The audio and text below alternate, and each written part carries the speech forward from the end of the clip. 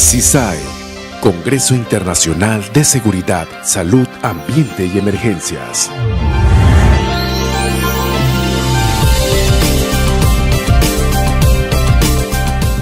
Un encuentro de gente buena y profesional, donde se promueven acciones preventivas y temas de gran interés referentes a gestión de riesgos laborales, seguridad integral, liderazgo, innovación, proactividad, conservación ambiental, atención de emergencias, desastres y mucho más.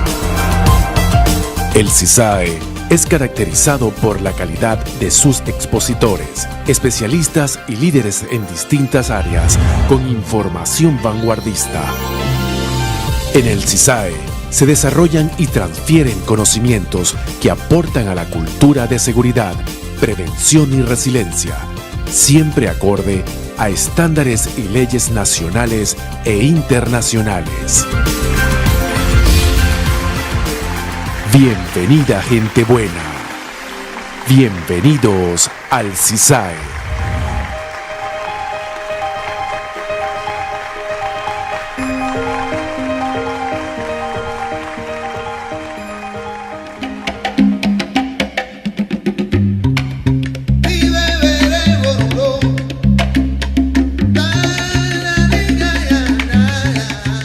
Patria es una palabra muy grande. Para algunos solo 6 letras, para otros toda la vida.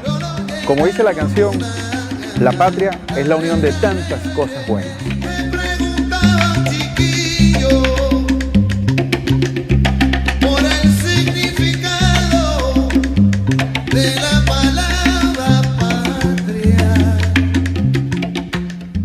Panamá ha sido nuestra patria. Es un suelo bendito donde nacieron mis hijas, Mariana y Manuela. Es un sitio que nos ha brindado hogar, el hogar que tanto anhelamos, el hogar que tanto queremos. Panamá es nuestra patria.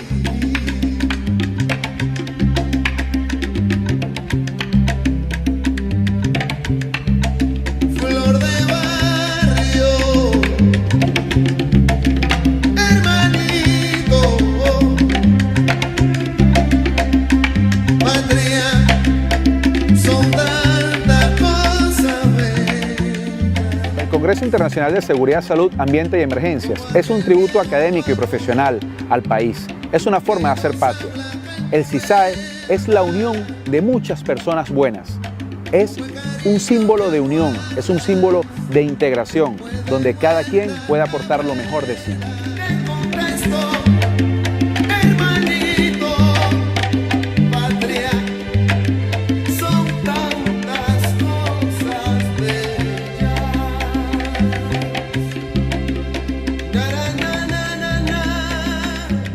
Gracias Panamá, gracias gente buena, gracias a cada persona, a cada organización que ha confiado en nosotros. Gracias a todas aquellas personas que de forma directa o indirecta han creído en nosotros, han confiado en el CISAE.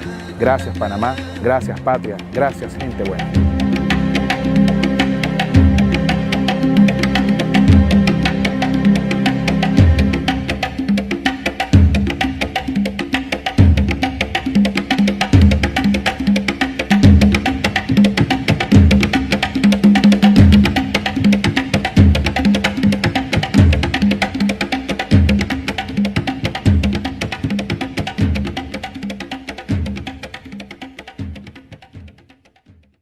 A continuación, la doctora Rosa Orriols con su conferencia Salud Mental y Sexo. Oh, por Dios, todos abrieron los ojos.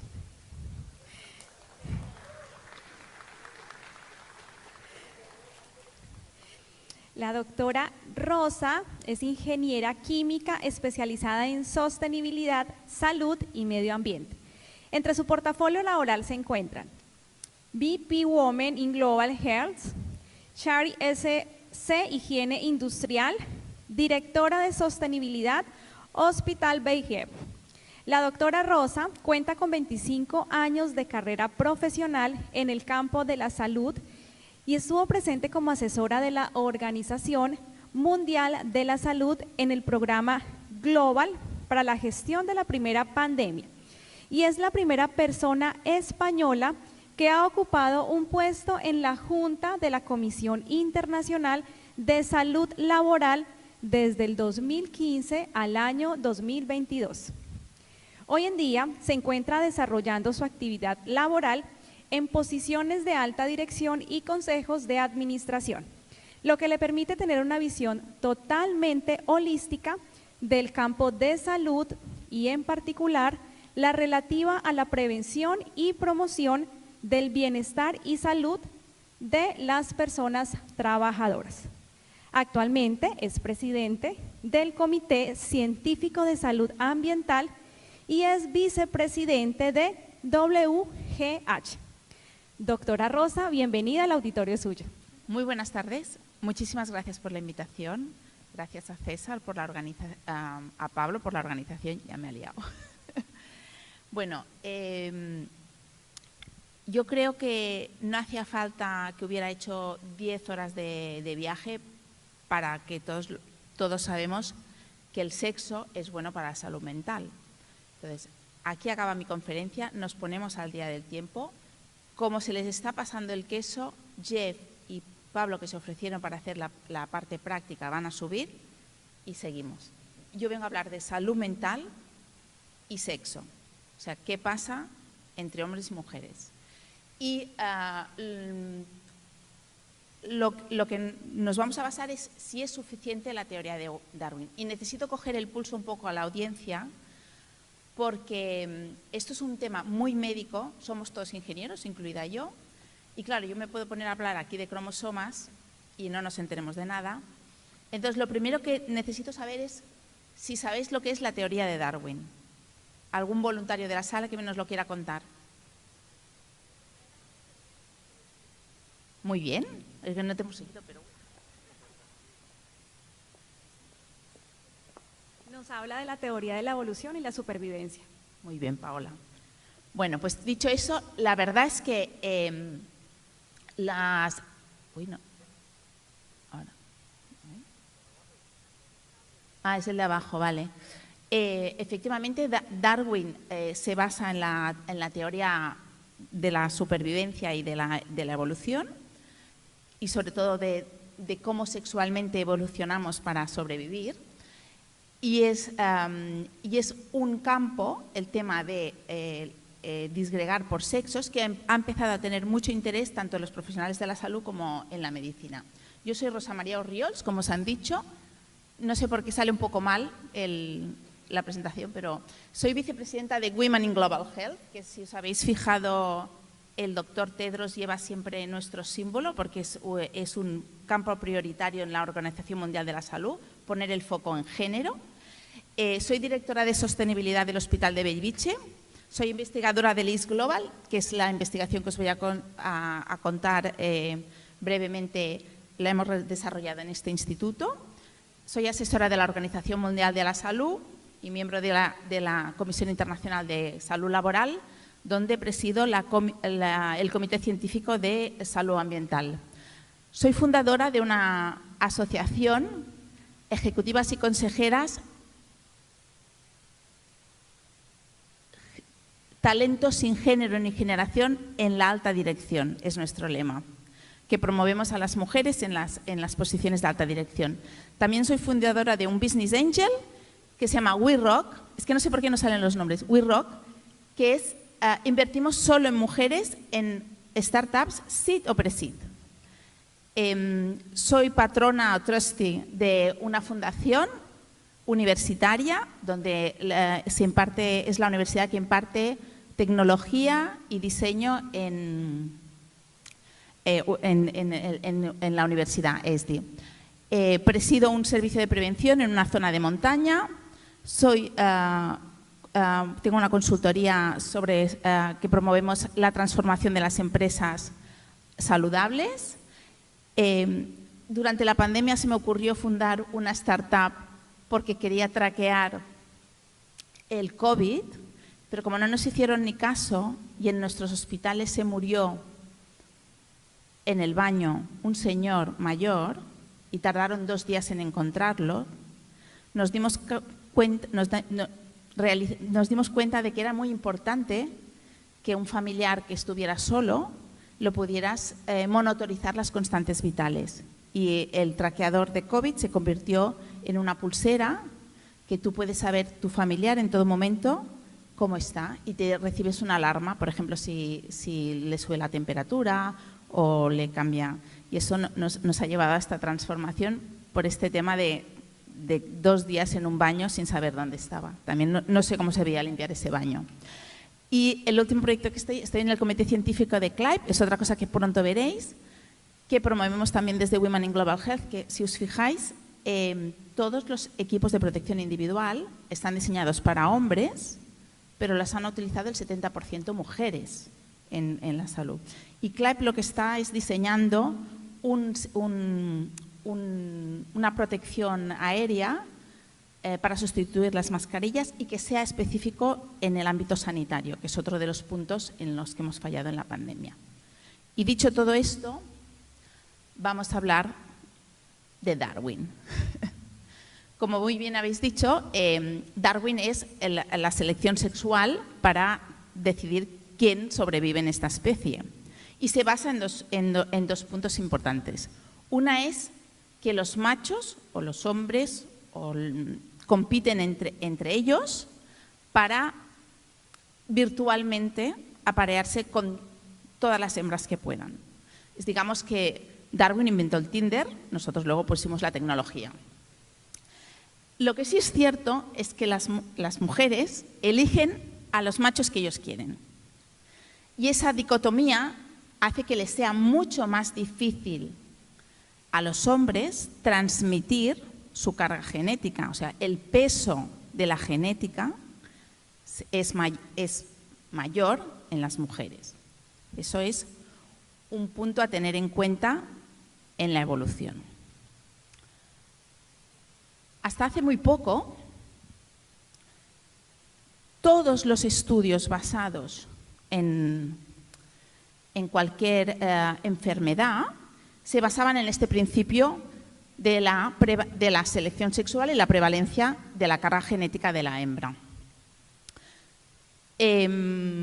Hasta el año 79, o sea, desde Darwin hasta el año 79, cualquier cosa que defendíamos que era un tema de selección natural. Y nos atrevíamos a decir, hasta hace muy poco, y estoy segura que lo habéis oído, que el estrés, las mujeres tienen más estrés porque tenemos el cerebro diferente que los hombres. Todo eso además está...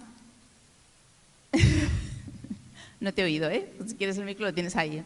Todo eso, con el añadido, en 2005 apareció lo que es la evolución antagónica, que si una cosa nos iba bien a las mujeres, los hombres genéticamente lo compensaban al contrario. Entonces, lo que era bueno para unos no lo era para los otros. Esto era un poco la...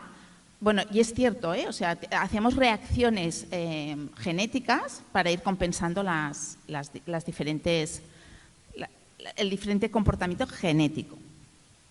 Hasta que el año pasado salió una teoría de la selección sexual y la selección hormonal de Singh. Y Singh basó que no solo había un tema de evolución, o sea, de selección sexual, sino que las hormonas, que también lo sabíamos, juegan un papel fundamental. Y en base a ese estudio dijimos, hombre, aquí empieza, porque Singh lo que vio es que los hombres tenían más prevalencia de cáncer y estaban más predispuestos al cáncer. Entonces, eso nos hizo pensar que podíamos ver si realmente esa expresión de las enfermedades venía dado realmente por un tema, como él dijo, hormonal, o podía haber otra parte, o sea, una parte más psicosocial o social o de hábitos, etc. Y en eso se basa nuestra investigación. Hicimos un estudio de las distintas enfermedades y, como podéis ver, no me ha molestado mucho, es rosa las chicas, azul los chicos. Aquí seguimos con algunos conceptos. Lo que hicimos es las distintas enfermedades, ver cómo impactaban en hombres y mujeres. Y podemos ver que las enfermedades basadas en la autoinmunidad son mucho más prevalentes en las mujeres, el cáncer mucho más prevalente en los hombres y, en cambio, la salud mental no tiene un comportamiento de este tipo. Hay enfermedades más prevalentes en hombres y hay enfermedades más prevalentes en mujeres. Evidentemente, hay cánceres de tipo hormonal que son más prevalentes en las mujeres, como el cáncer de pecho. ¿Y eso por qué? Pues el estrés tiene el estrés es una expresión inflamatoria, ¿vale?, de nuestro cuerpo y se produce tanto a nivel celular, es una explosión, como a nivel hormonal. Y nosotros lo que tendemos a medir es el cortisol, seguramente lo habéis oído, que medimos el cortisol. Y lo que presuponíamos es que las mujeres tenían mayores cargas de cortisol, pero una vez analizado el cortisol, que no quiere decir que haya otras hormonas, yo también quiero dejar muy claro que todos los estudios tienen como unos limitantes de lo que medimos. La expresión genética nuestra es mucho mayor, tenemos muchas más hormonas y nunca estudiamos todas las hormonas. Pero cuando estudiamos el cortisol sí que vemos una respuesta mayor de las mujeres, pero si lo estudiamos en niños y niñas, no. Empezamos a ver que el nivel de cortisol entre los niños y las niñas era igual e incluso los niños tenían mayores niveles de cortisol por la tarde. Eso nos empezó a hacer ver que no había una relación lineal, no tenía por qué haber una relación lineal entre el estrés y las enfermedades mentales y las hormonas. Además, la inmunidad también tenemos diferente respuesta.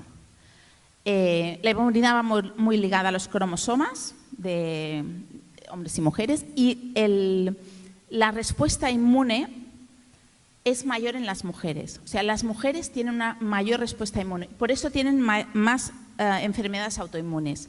Y seguramente es un factor de selección natural para proteger a las futuras crías.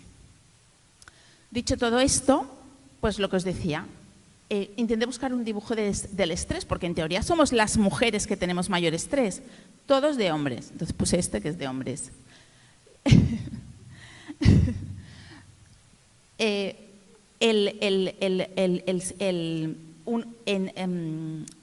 estrés vendrá provocado por un tema de genes y vendrá provocado por un tema de inmunidad. Basado en todo esto, la teoría que nosotros hemos manejado es, y a ver si se entiende, arriba tenéis a las mujeres, ¿vale?, y abajo en azul los hombres. Y este es el comportamiento biológico del estrés, ¿vale?, el biológico. Aquí es la respuesta fisiológica. O sea, aunque tengas un estrés parecido, la respuesta fisiológica de las mujeres es mayor, tienen una mayor respuesta. Y las mujeres son mucho más susceptibles al entorno que les rodea del estrés. Cosas que un hombre no percibe como estresoras, las mujeres sí. Entonces, ninguno de los tres es excluyente. Los tres hacen una combinación que podemos decir que la teoría de Singh es una parte Darwin, ¿vale?, una parte es genético, o sea, quizás sí que tengamos más estrés. Otra parte está basada en nuestra respuesta como mujeres al estrés y otra parte es a la sociedad en la que vivimos, el ambiente en que vivimos, las responsabilidades que vivimos, que hacen que nuestra respuesta sea mucho más marcada al estrés. Y ahora muy brevemente os voy a enseñar un poco las patologías que analizamos, las distintas enfermedades y también el sesgo del estudio. A ver, es difícil tener datos, es lo que más nos costó, y más tener datos segregados por género. Incluso nosotros en España estábamos recogiendo temas de salud laboral, de cáncer, y no teníamos recogido si afectaba a hombres o mujeres. Entonces, ¿qué pasa? Que los datos mayoritariamente son de países desarrollados, quizás sería muy interesante hacer en países, por ejemplo, en África, este tipo de estudios, que veríamos comportamientos muy diferentes por el tipo de vida que llevan, y luego que era difícil. A veces teníamos pocos países que comparar. Básicamente es Estados Unidos, Canadá y Australia, y algunos datos de la Organización Mundial de la Salud. Realmente, por ejemplo, en esclerosis múltiple afecta, que es un tema hormonal, afecta muchísimo más a las mujeres. Temas de reuma afectan muchísimo más a las mujeres. Las dos patologías suelen ser lo que llamamos un cul-de-sac, o sea, una puerta a cuando no sabes lo que tiene la mujer, que es otro problema. Las mujeres son mucho menos quejicas y entonces cuando van al médico su actitud ya es diferente, los sistemas de salud los tratan diferentes y cuando no saben lo que tienen, pues o tienen una depresión y seguramente es una enfermedad mal diagnosticada, lo cual tardarás más en diagnosticar esa enfermedad. No es una enfermedad estudiada y entonces pues la atribuyes a un reuma, bueno, esclerosis múltiple es más clara, pero los reumas se hace la broma de que son los psicólogos que dan algo de medicación, ¿no? Y el cáncer de tiroides, que es otro de los puntos que también es totalmente hormonal ligado a las mujeres. Si nos centramos en el cáncer, como hemos dicho, el cáncer que es el estudio de Singh, era un tema de hormonas sexuales, o sea, sí que hay una prevalencia de los hombres, pero está totalmente ligado a hábitos. Los cánceres más prevalentes en los hombres son el de vejiga, el de colon, etc. Y además también se ve diferente en según qué países. Por ejemplo, Canadá tenía unos índices mucho mayor que en Singapur, ¿no? Está totalmente ligado a riesgos medioambientales y laborales, a exposición a humo, tabaquismo, a una dieta desequilibrada y exposición de trabajo exterior. En cambio, cuando nos centramos en la salud mental, encontramos que en temas de ansiedad, que además se ha declarado por la Organización Mundial de la Salud desde el 2001 como una pandemia, afectan por igual a hombres o mujeres, porque suele ser un diagnóstico poco discriminatorio o suele ser cuando no sabes lo que tienes, le achacas a una ansiedad y medicas. En cambio, si nos vamos a las depresiones más profundas, afecta muchísimo más a las mujeres y tiene una componente hormonal. En cambio, los trastornos bipolares y la esquizofrénica afecta por igual. No hay distinción entre hombres y mujeres. Y el espectro del autismo afecta muchísimo más a hombres.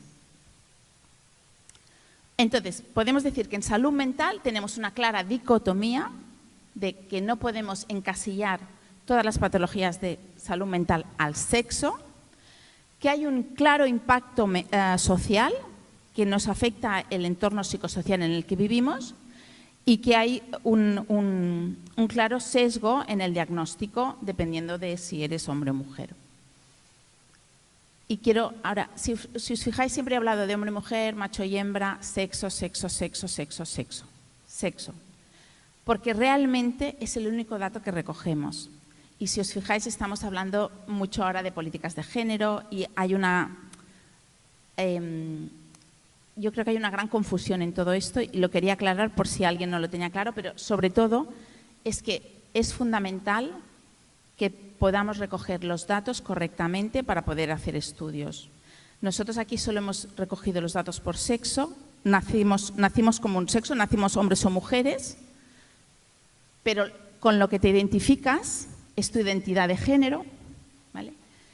Y lo que te atrae es tu atracción, con lo que te identificas y el sexo es tu expresión. Es cuando te dicen que eres que dices pues una persona hipermasculinizada, una marimacho, esto digamos es tu expresión y lo que te atrae es pues cuando es pues una persona gay, etcétera, es diferente. Entonces es importante que empezamos a distinguir esto porque si realmente queremos hacer estudios y queremos ver cómo impactan psicosocialmente, no solo hemos de tener en cuenta el sexo, sino la identidad y la expresión del mismo.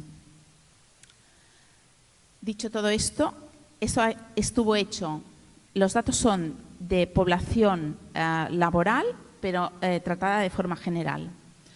Lo que sí, visto que la salud mental depende de la teoría de Darwin, de la selección natural de las hormonas, pero también tiene un componente psicosocial.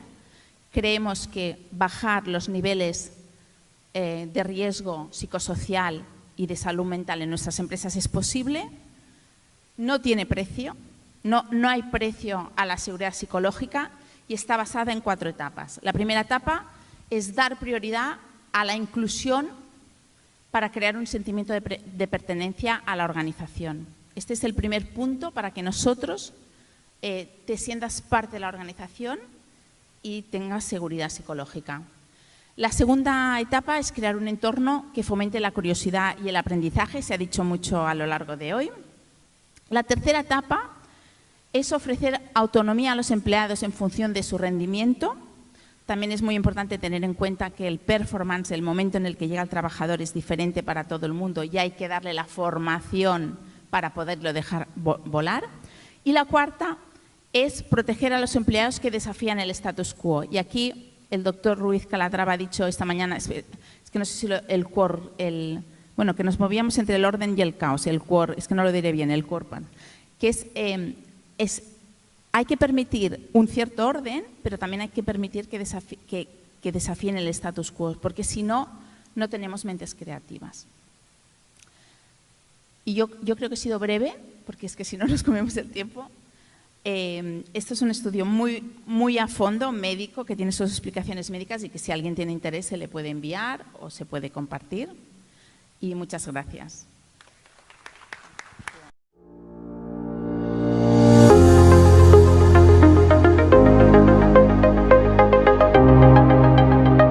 PROISEG, Proyectos y Seguridad de Panamá. Bajo el sello de profesionalismo, es una empresa comprometida a desarrollar un servicio asertivo y oportuno en materia de prevención. Seleccionados para realizar toda la seguridad y salud laboral del montaje, desmontaje e inauguración de la ampliación del Canal de Panamá, formar, capacitar y acreditar al 90% de todo el personal que trabaja en el sector de telecomunicaciones en la República de Panamá son algunas de las responsabilidades que desempeñamos como empresa. Proyección y planificación es el futuro seguro. Por eso, la seguridad es un valor que promovemos.